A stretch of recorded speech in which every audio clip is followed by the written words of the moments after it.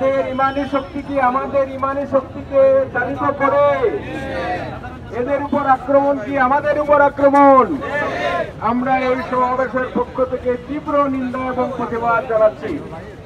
এই যে হায়ানা বাহিনী যারা করতেছে, অবিলম্বে সেটা বন্ধ হোক, সেটা কি আমরা চাই?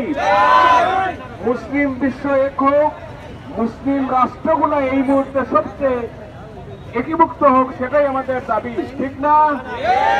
মহিলারা আরো পাশে থাকবেন, সেটাই হবে আমাদের সকলের প্রত্যাশা। সকলের আন্তরিক সহযোগিতা আমরা এই আজকে সমাবেশ সফল হোক। ধন্যবাদ সকলকে।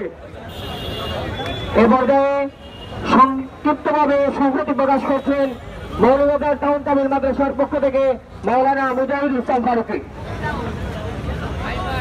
আসসালামু আলাইকুম ওয়া রাহমাতুল্লাহি ওয়া বারাকাতুহু।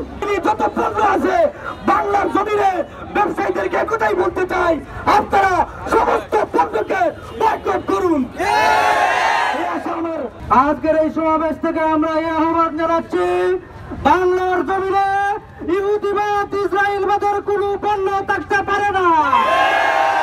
আমরা ব্যবসায়ীকে বলতে চাই, তোমরা যদি কোনো ইসরায়েলি পণ্য দোকানে রেখে বিক্রি করো, তোমাদের দোকানকে বয়কট করা হবে। বাংলাদেশের অন্তর্বর্তীকালীন সরকারের প্রধানকে বলে দিতে চাই, 57টা মুসলিম রাষ্ট্র কোনো কথা বলে না, আমরা 92% মুসলমানের দেশে। আপনাকে বলছি, আপনি ইসরায়েলের বিপক্ষে জাতিসংঘে নিন্দা প্রস্তাব উত্থাপন করে। সন্ত্রাসী বাহিনী যে আক্রমণ করেছে ফিলিস্তিনে নয়, আমাদের কলিজা আক্রমণ করেছে। যদি কোনো হত্যা বন্ধ করা না হয়, এই পৃথিবীতে মানবাধিকার নামে কোন সংগঠন থাকতে পারবে না।